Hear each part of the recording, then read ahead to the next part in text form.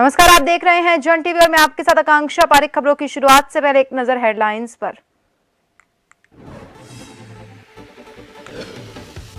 मुख्यमंत्री धामी ने एनएसआई की गौरव योजना का किया शुभारंभ। कहा, शोध को मिलेगी एक नई दिशा। अभ्यर्थियों को 67 नियुक्ति पत्र सौंपे।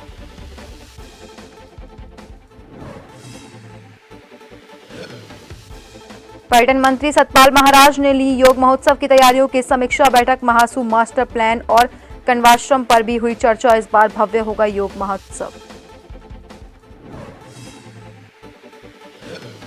महिला कांग्रेस की राष्ट्रीय अध्यक्ष का उत्तराखंड दौरा। कांग्रेस करेगी महिला न्याय। लांबा ने कहा, सम्मेलन का आयोजन प्रदेशाध्यक्ष भट्ट का पलटवार। कहा, कांग्रेस कर रही है नकल। काशीपुर में रिश्वतखोर पटवारी के समर्थन में आए वकील और लेखपालों ने किया विजिलेंस का विरोध।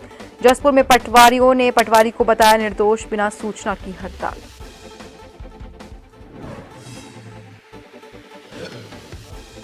और बारिश और बर्फबारी के बाद बदला पहाड़ों में मौसम का मिजाज। मौसम हुआ सुहाना। सर्दी से घरों में दुबके लोग। चटक धूप के बाद निकले बाहर।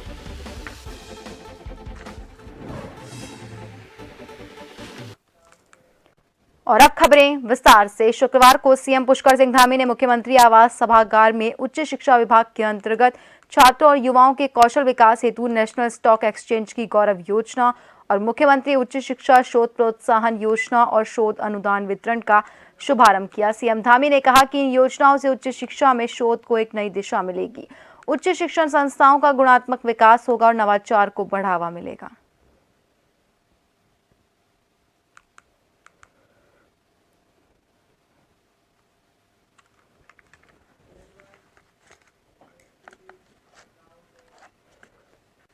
हल्द्वानी नगर निगम में आईएएस अधिकारी विशाल मिश्रा ने नगर आयुक्त का चार्ज ले लिया। चार्ज लेने के बाद उन्होंने हल्द्वानी नगर निगम की बेहतरी के लिए अपनी प्राथमिकता बताते हुए कहा कि हल्द्वानी नगर निगम ने बड़ा स्वरूप ले लिया है। ऐसे में यहां की सफाई व्यवस्था, टैक्स कलेक्शन को बेहतर करना और नगर निगम द्वारा शुरू की गई बैणी सेना को मजबूत करने के लिए और ज्यादा काम किया जाएगा। नवनियुक्त नगर आयुक्त विशाल मिश्रा ने कहा कि सरकारी जमीनों पर भूमाफिया द्वारा किए जा रहे अवैध कब्जे पर भी उनके द्वारा कार्रवाई की जाएगी।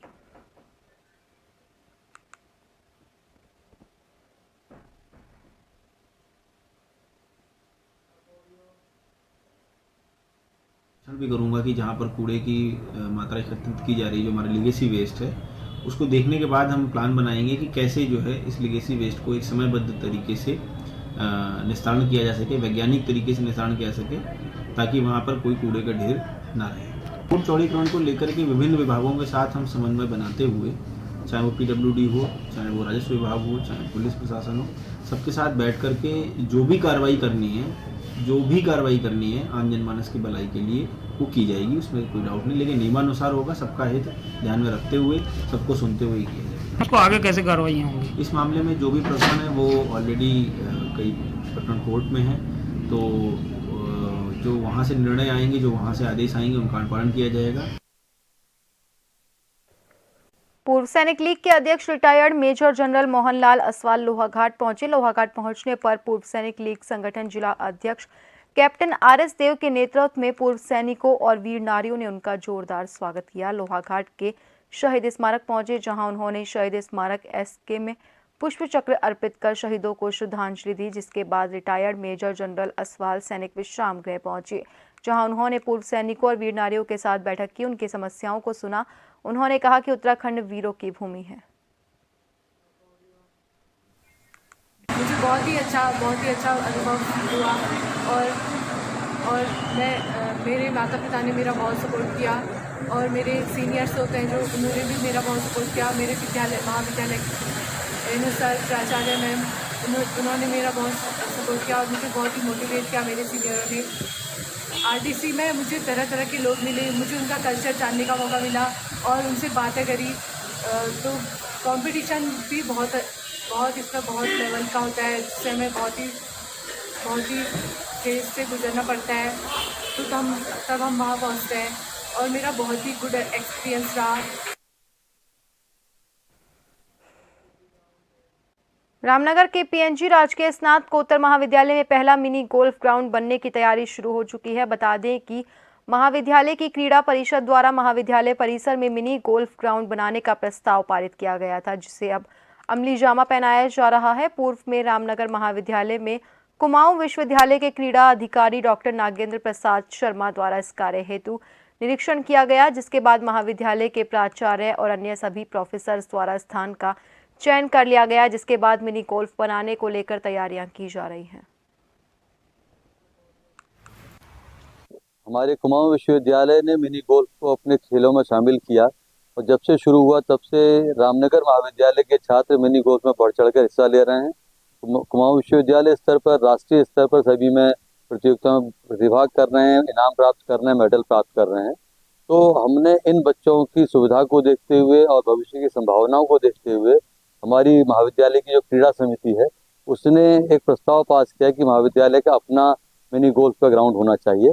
उस पर हम लोगों ने सर्वे किया है और महाविद्यालय अपने संसाधनों से मिनी गोल्फ का ग्राउंड यहाँ तैयार कर रहा है। कुमाऊं विश्वविद्यालय के क्रीड़ा अधिकारी डॉक्टर नागेंद्र शर्मा जी यहाँ आए थे भ्रमण पर। उन्होंने भी इसको देखा, उन्होंने बड़ी प्रशंसा करी है कि कुमाऊं विश्वविद्यालय के अंतर्गत नैनीताल जनपद का ये पहला ग्राउंड होगा जिसपे कि ये काम हो रहा है। टनकपुर के एक होटल रूम में 23 वर्षीय युवक ने अज्ञात कारणों के चलते पंखे से लटककर अपनी जान दे दी। युवक श्याम वशिष्ठ, उम्र 23 साल, पुत्र हरिराम, वल्लभ नगर कॉलोनी, नई बस्ती 2, थाना सुनगढ़ी, पीलीभीत, उत्तर प्रदेश का रहने वाला है। युवक के पास से एक पर्स में 2310 रुपये, आधार कार्ड, पैन कार्ड, एक ATM कार्ड बरामद हुआ। पुलिस द्वारा युवक के परिजनों को सूचना देकर पंचनामा भरकर अन्य कार्रवाई के बाद पोस्टमार्टम के लिए उप जिला चिकित्सालय टनकपुर भेजा गया।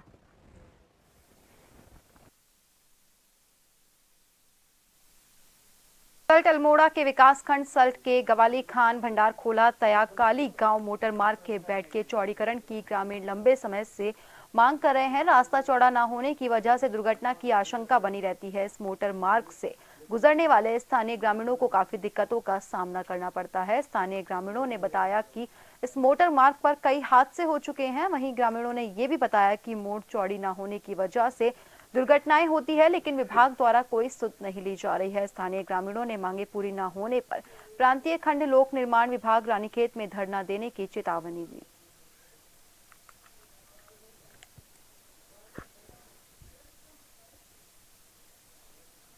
खान भंडार खोला रोड जो है तैयार 20 साल पहले से कटी हुई है।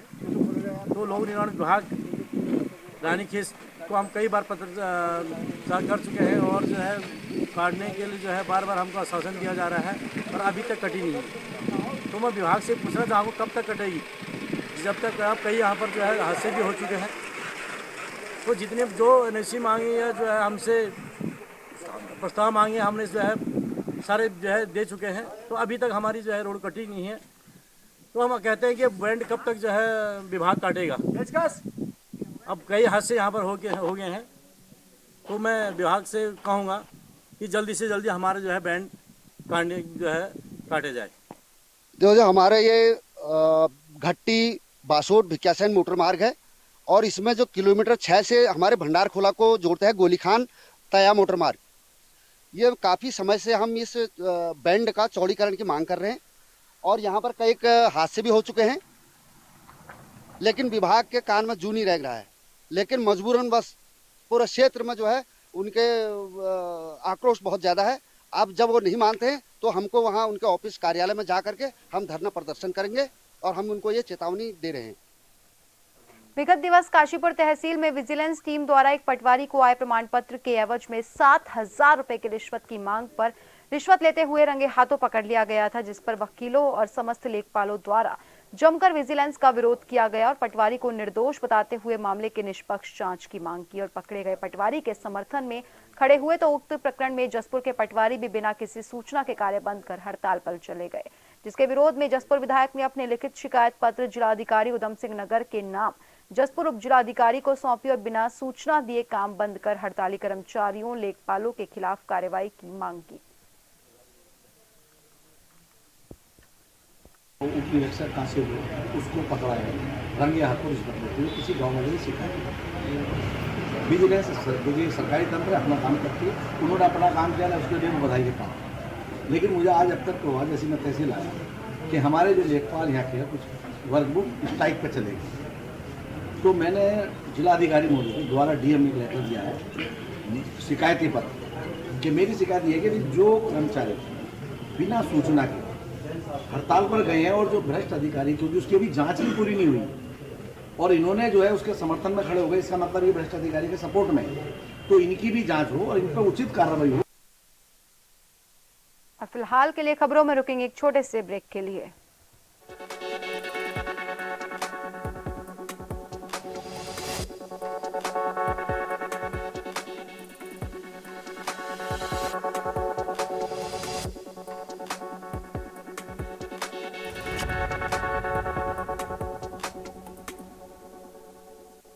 के बाद एक बार फिर से आप सभी का स्वागत है। बढ़ते हैं अगली खबर की ओर। काशीपुर में ज्यादा ब्याज मिलने के लालच में ठगे गए सैकड़ों लोगों के मामले में वरिष्ठ भाजपा नेता दीपक बाली ने पीड़ितों का दर्द सुना और कोतवाली पहुंचकर ठगी करने वाले व्यक्ति के विरुद्ध मुकदमा दर्ज करने का पुलिस से अनुरोध किया। कहा कि आरोपी को शीघ्र गिरफ्तार कर पीड़ित लोगों को न्याय दिलाया जाए। शहर कोतवाल मनोज रतूड़ी ने शीघ्र कार्रवाई करने का आश्वासन दिया और कहा कि शीघ्र ही इस मामले में मुकदमा दर्ज कर कड़ी कार्रवाई अमल में लाई जाएगी।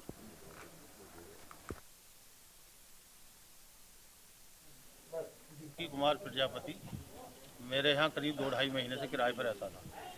इसका छीना फार्म के पीछे मकान ही बनना था। ये कहने लगा कि मैं अपना मकान बेच रहा हूँ, तो हमने कहा यार हमें प्लॉट लेनी, चलो प्लॉट ना लेकर हम मकान ले लेंगे। तो हमने इसके मकान का सौदा किया, तो मैंने इसको बयाना भी दिया, रजिस्ट्री करा दूँगा। मैं इसको आधा पैसा मकान का दे चुका था। उसके बाद में फिर जो है करीब 10 या 11 तारीख को ये कुछ लोग मेरे यहाँ मकान पे आए और ये इन्होंने हल्ला गुल्ला करा, उससे पैसे मांग रहे थे। मैंने पूछा भाई क्या मामला है, तो उन लोगों ने कहा कि इस पर हमारा बहुत पैसा है, इसने हमारे साथ ठगी की है। तो मेरे ख्याल से इन लोग करीब 25-30 लाख रुपए की 25-30 लाख की ठगी हुई है। उससे अगले दिन ये 12 तारीख को ये युवक घर छोड़ के भाग गया और आज तक ये फरार है। इसी की हम रिपोर्ट लिखाने के लिए थाने आए। आप बहुत ज़्यादा आकर्षक ब्याज दिखा करके 1 लाख रुपए पर 1,15,000 महीने का वापस करूँगा, किसी को 12,000, किसी को 20,000, 1 लाख रुपए पर, इस तरीके से झांसा बहुत ज़्यादा ब्याज दरों का। आश्वासन क्या दिया गया कोतवाली में? कोतवाली में आश्वासन की बात ही नहीं है। प्रक्रिया जो होनी चाहिए वो शुरू हो चुकी है। इनकी जो फर्स्ट पूछता है वो दे दी गई है।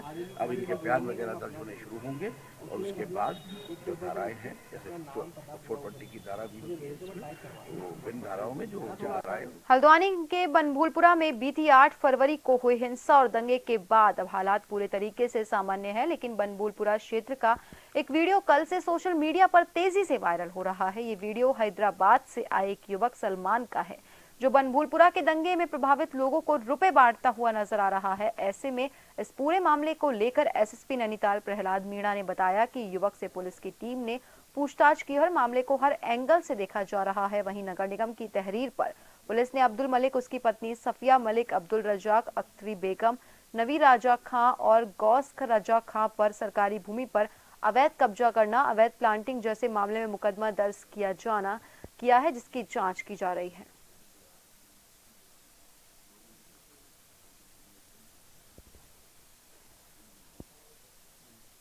सोशल मीडिया में एक वीडियो वायरल हुआ है जिसमें यहाँ पे किसी व्यक्ति द्वारा कुछ लोगों को पैसा बांटने का मामला संज्ञान में आया था। इसमें जांच करने पर और पूछताछ करने पर पता लगा है कि एक ऑर्गेनाइजेशन है हैदराबाद यूथ करेज के नाम से, उनके कुछ लोग यहाँ पर आए, उन्होंने कुछ लोगों को यहाँ पैसा बांटा है। तो ये जो एनजीओ, इसका जो पैसा कहाँ से आया है, किसने इनको पैसा दिया है, कितना पैसा इन्होंने बांटा है और बाकी जो चीज़ें हैं उनकी डिटेल हमने ली है और उसमें जांच कर रहे हैं। इसमें जैसे भी तथ्य आएंगे उसके हिसाब से हम और बाकी अन्य विभाग भी इस मामले में कार्रवाई करेंगे। हल्द्वानी हिंसा मामले में हल्द्वानी पुलिस ने 4 और अभियुक्तों को गिरफ्तार कर लिया है। इनमें से एक अभियुक्त और अयाज अहमद नामजद है। उधर इस पूरे मामले में एक नया मोड़ सामने आ गया। नगर निगम हल्द्वानी द्वारा हल्द्वानी कोतवाली में एक एफआईआर दर्ज कराई गई। इस एफआईआर में हल्द्वानी हिंसा का मास्टरमाइंड अब्दुल मलिक की पत्नी साफिया मलिक, नवी रजा खां, गौस रजा खां और अब्दुल लतीफ के खिलाफ धोखाधड़ी का मामला दर्ज किया गया। इन सभी 5 आरोपियों पर राजकीय विभागों और झूठे शपथ पत्र के आधार पर न्यायालय को गुमराह करने का आरोप लगा। जैसे जैसे तथ्य सामने आएंगे उन तथ्यों के आधार पर आगे की कार्रवाई की जाएगी।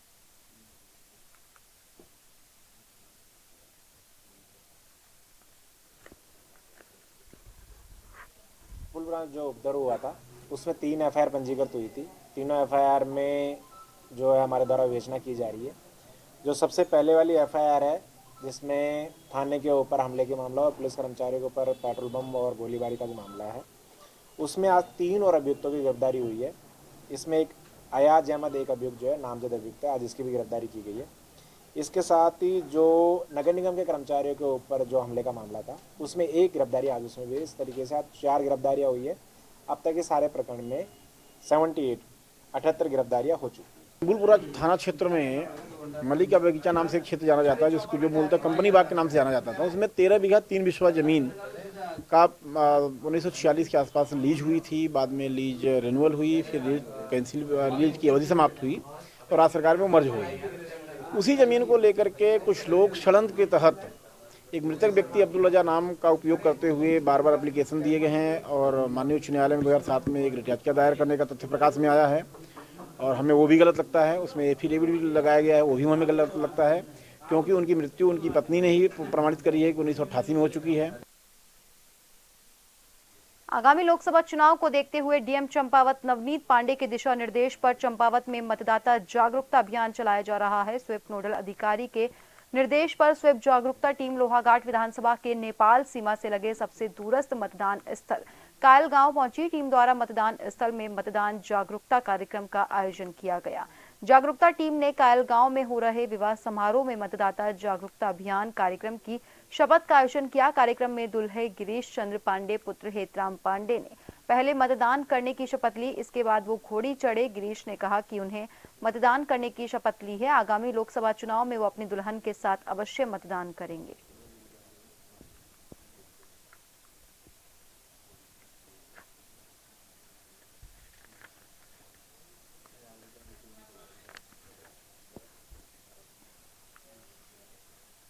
उत्तराखंड में क्रिकेट का भविष्य देखते हुए पूर्व की सरकार ने प्रदेश में राजीव गांधी क्रिकेट स्टेडियम बनवाया था। इस स्टेडियम का मकसद था उत्तराखंड में क्रिकेट का भविष्य सुधारा जाए, इसके साथ ही प्रदेश के युवाओं को इंटरनेशनल लेवल का क्रिकेट स्टेडियम भी मिल सके। लेकिन धीरे धीरे हालत बिगड़ते गए और आज स्थिति ये है कि कभी इंटरनेशनल मैच का गवाह रह चुका देहरादून का Rajiv Gandhi international cricket stadium बहुत ही खराब हालत में, और इसकी वजह थी स्टेडियम को प्राइवेट कंपनी को लीज पर दे देना। लेकिन अब सरकार ने प्राइवेट कंपनी से स्टेडियम वापस ले लिया है। और वहीं प्रदेश की खेल मंत्री रेखा आर्य ने बताया कि अब हमने स्टेडियम को वापस ले लिया, साथ ही आने वाले समय में हम क्रिकेट स्टेडियम का बहुरूपी तौर पर इस्तेमाल करने जा रहे हैं, जिसमें विभिन्न खेलों का आयोजन किया जाएगा।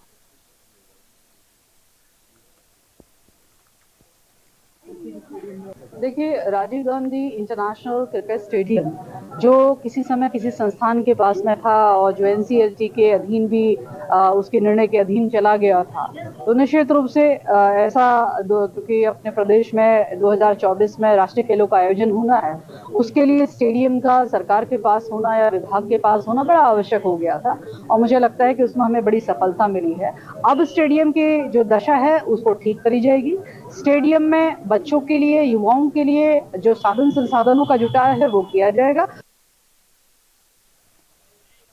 और फिलहाल के लिए खबरों में बस इतना ही। बने रहिए जन टीवी के साथ। नमस्कार।